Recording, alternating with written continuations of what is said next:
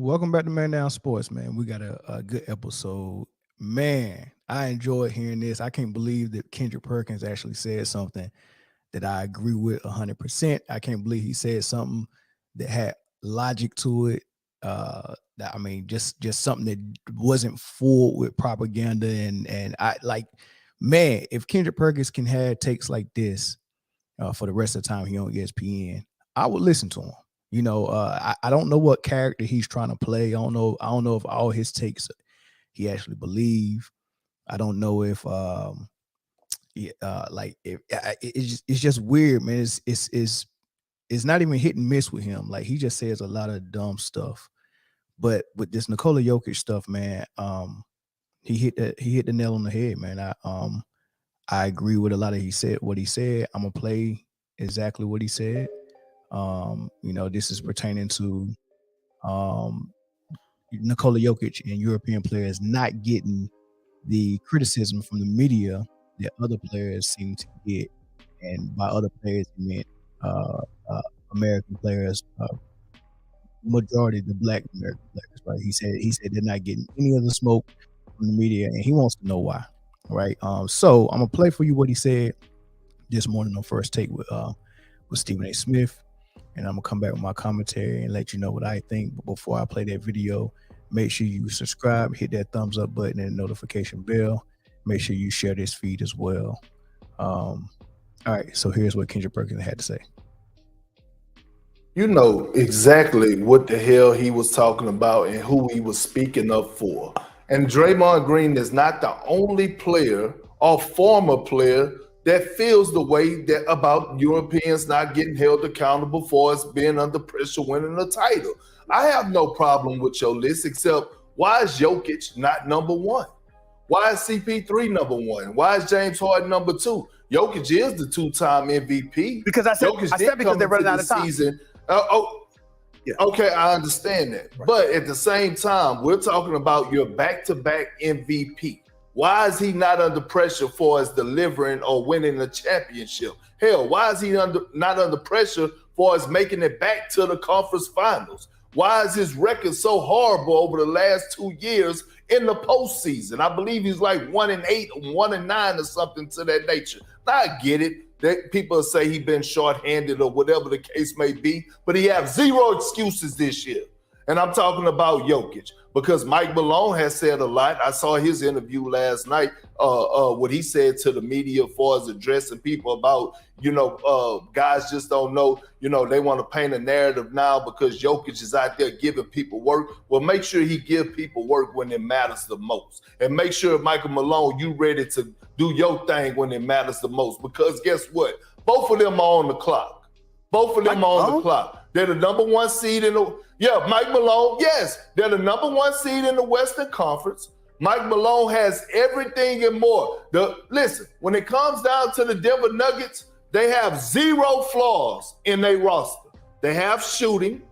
They have a superstar. They have all-star caliber players in Jamal Murray and Michael Porter Jr. They have Bruce Brown, who was an excellent addition. They picked up Reggie Jackson and Thomas Bryant.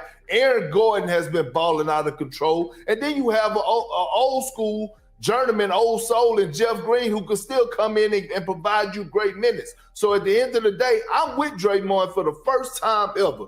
I guess because it's 2023 and now we seeing new light, but he's finally spoke the gospel and represented for the new media when it comes down to the certain standards that we hold certain players to and that we don't. Jokic is the two-time MVP. He should have been number one on everybody's list coming into this season for his players being under pressure. Okay, so he said a whole lot. And I did a video yesterday. Actually, today I did a video this morning with what Draymond Green had to say on his podcast, and he called it out. Right? I think it's a collective effort going on. I think they probably behind the scenes talking about, look, man, why ain't nobody criticizing this guy or this guy? So it might be a little collective effort. That you heard him say new media at the end, but nonetheless, he's right. Draymond Green is right. They're not giving Jokic or Luka, for that matter, any of the pressure. As a matter of fact, there's no superstar that is not of African descent that's getting any type of media pressure to win it. And for some reason, it just seems like it's just a certain demographic that that's allowed to get pressured like this in the media. And like I said before, I don't think it's a race thing.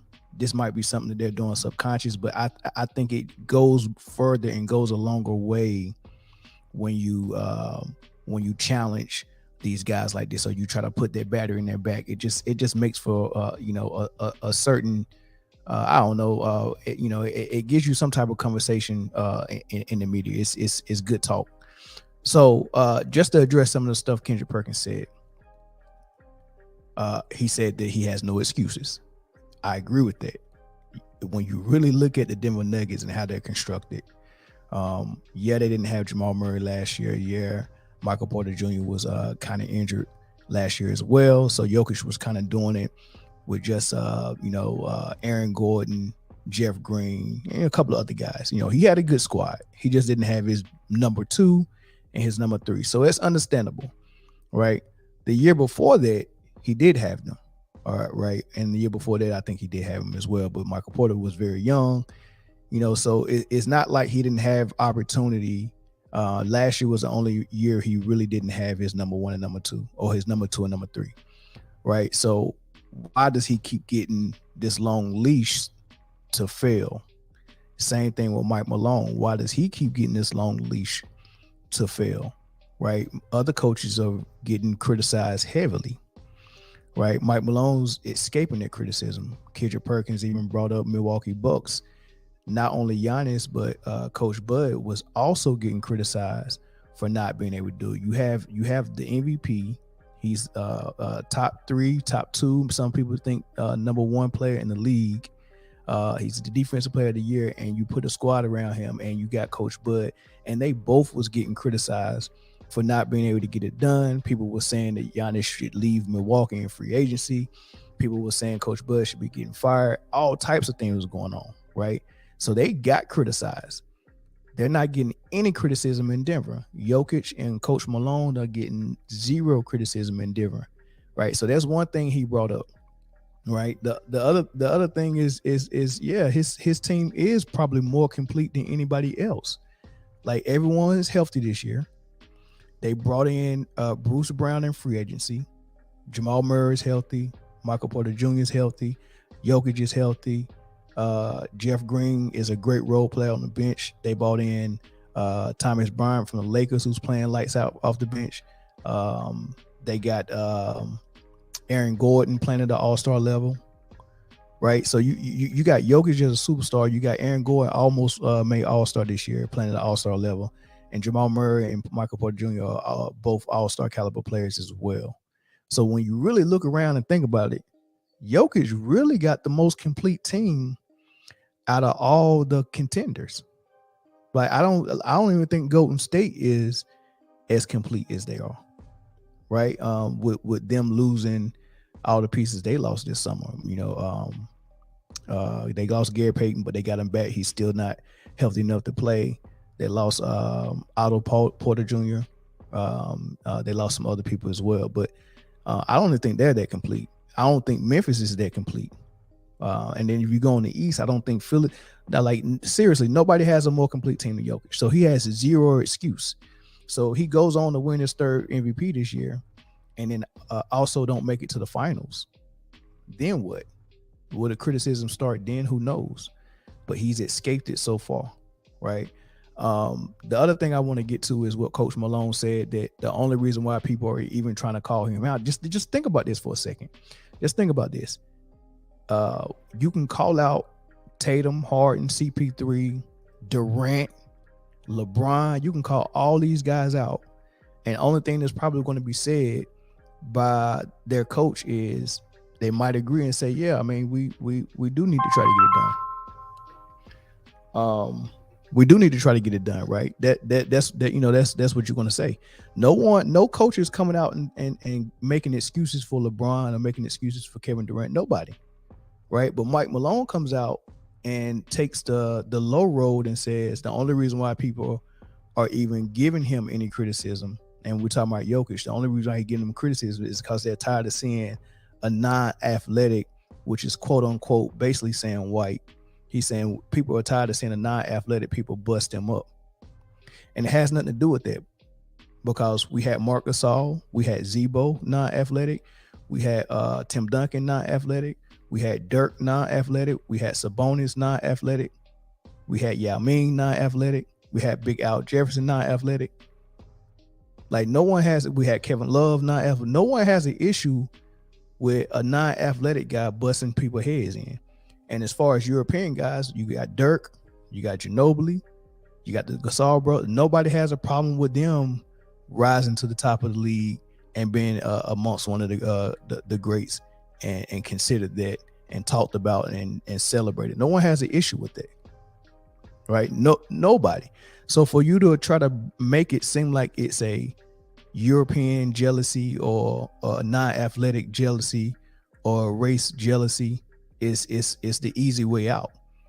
The best thing for you to do, if you think you got a superstar, let people in the media give them the same amount of pressure that they give all the other superstars. At some point, when you're a superstar and you prove to us that you can play, you prove to us that you can lead a team, you prove to us that you can have a successful regular season. And the next step is to do all of those things in the playoff, perform well in the playoffs, advance in the playoffs, be successful in the playoffs, right? And then eventually win it. And when you're just putting up numbers and having good regular seasons like James Harden did in Houston, right? And then you continue to not make it to the promised land, then you start getting criticism. That's how it's always been. LeBron James got an MVP, got 2 MVPs, had the best record in the league, couldn't get to the final. He got to the finals once and got swept, but he couldn't get back there. He started getting criticized. So he felt the pressure of the criticism and said, I got to get a ring just to get people to shut up. So he went and got a ring with Miami just to shut people up.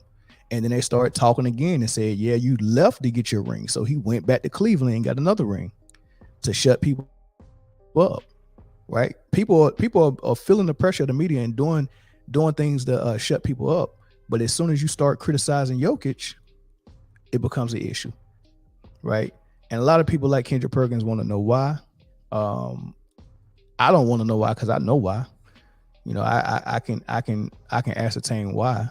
But a lot of people want to know why, and that's why Kendrick Perkins and Draymond Green and people like that are coming out and saying what they're saying.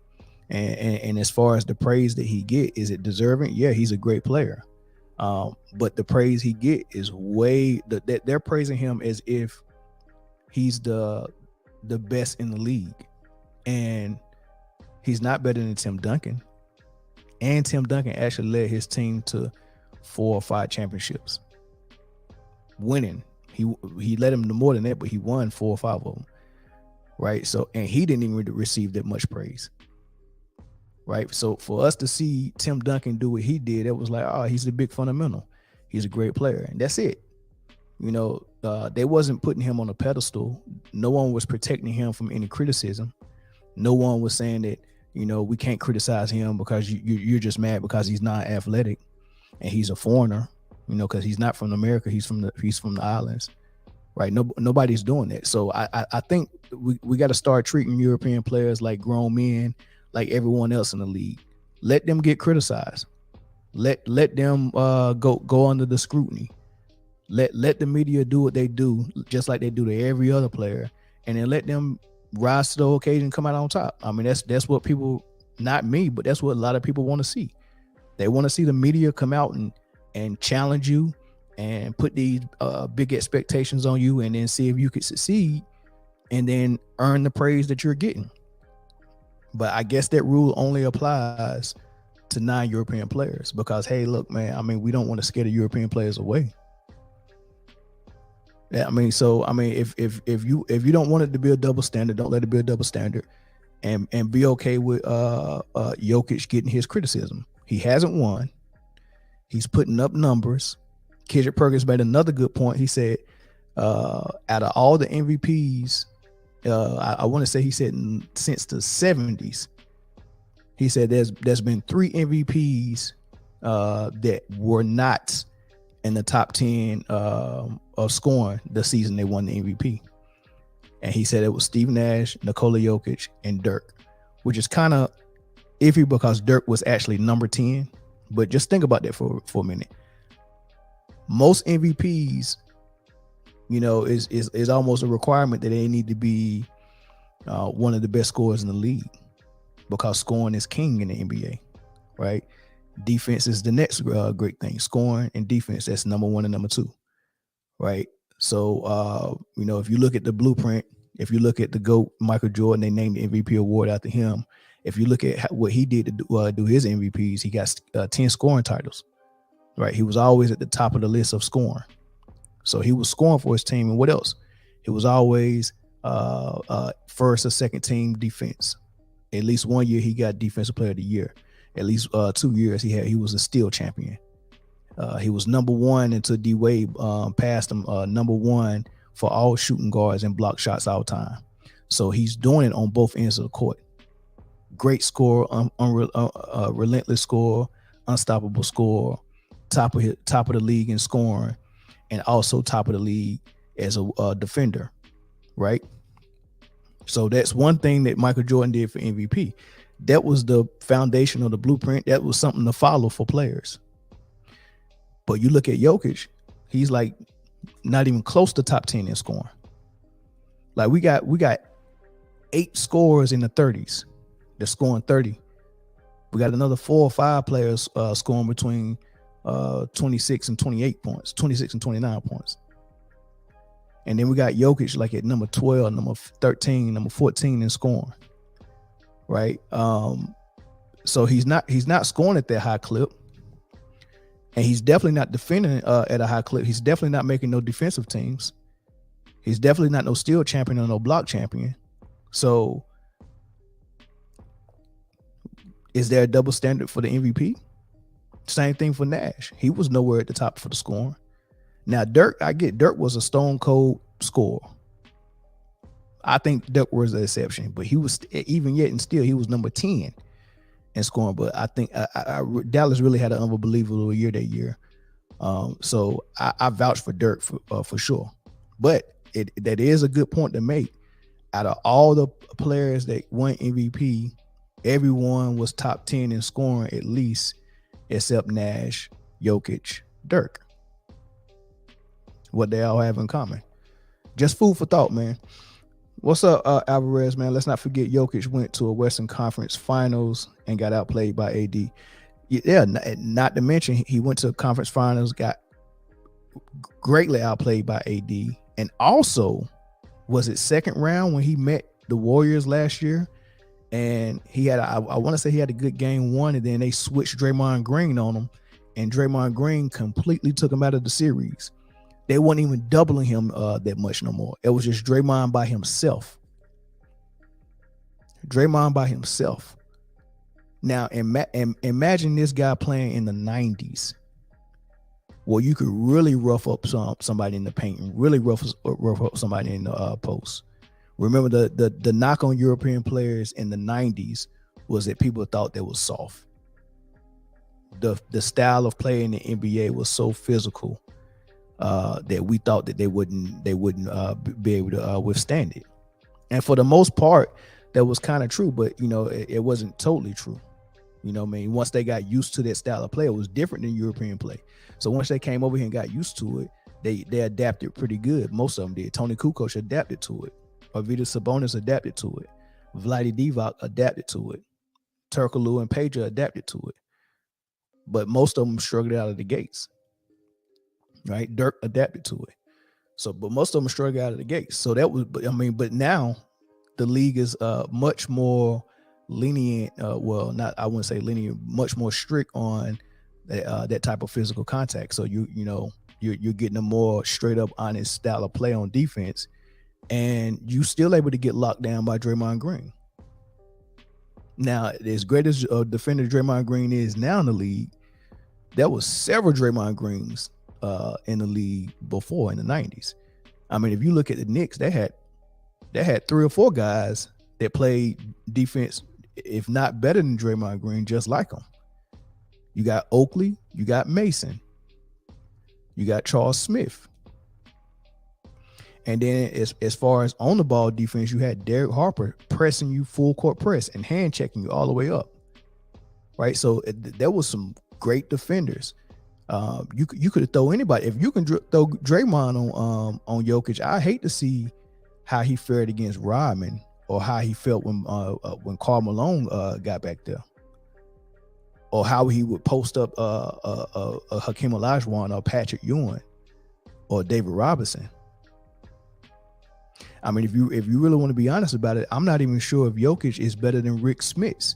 Rick Smits handled the 90s pretty good in a league where the centers was unreal. You had Shaq, you had Pat Ewing, you had Hakeem Olajuwon, you had David Robinson, you had Karl Malone as a power forward, you had Webber as a power forward. Like the down low was unreal for centers and power forwards.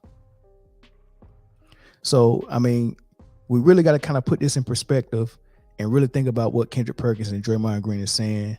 Jokic is a great player. But like seriously, I think we're really giving him a pass just because he's a European player. I think we really give him a pass. I think we all enjoy the fact that we have a European player that's this good in the league. And when we have someone that's playing that well, we want to praise them and reward them.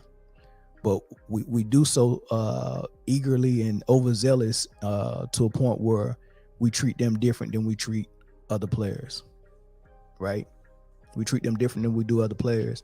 And I think on both ends of the spectrum, it needs to be, I think everybody need to come a little closer to the middle, because I think on one end of the spectrum, you got them overhyping Jokic and overpraising Jokic and over rewarding Jokic, and as a response to that, you got people on the other end of the spectrum that want to kind of bring him back down off his high horse, and they're going to the other end of the spectrum, right? But I think it's somewhere in the medium, somewhere in the middle. I think where Jokic praise deserves to be at is exactly where Embiid's is at. They haven't done anything different. They both have been good, very good. They both haven't went far in the playoffs. The only difference is Jokic got 2 MVPs and Embiid doesn't. Embiid actually outplayed Jokic and outperformed Jokic last year. So you really got to think about, dang, man, they really gave Jokic the MVP because we're overzealous to reward and praise the European player because we have so very few opportunities to do so.